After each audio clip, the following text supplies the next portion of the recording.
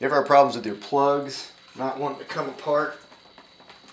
You feel like you'll actually rip the plug out if you pull any harder.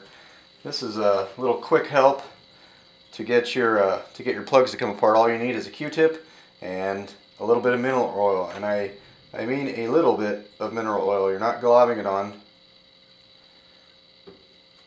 All you're doing is you're going to apply it to the outside of your terminals here, making sure you're not touching the terminals themselves, just on these outside plastic parts. Don't glob it on. And now they will both go together and come apart easier.